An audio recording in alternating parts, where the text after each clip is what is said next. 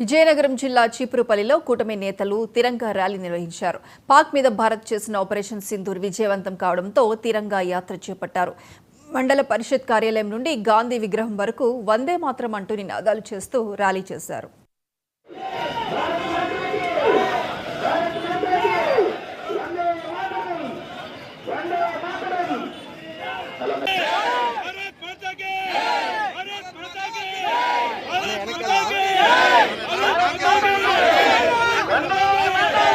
పాకిస్తాన్ భయపెట్టి భారతదేశంలో ఉండేటటువంటి సైనిక అధికారులు ఈ విభిన్న జాతులు ఏవైతే విభిన్న మతాలు ఏవైతే ముస్లిం, క్రిస్టియన్, హిందూ, పంజాబీ అంటే సిక్కు, అలాగే జైన్ మతస్థులు, మొత్తం అన్ని మతస్థుల వాళ్ళు కూడా ఏకంఠంతో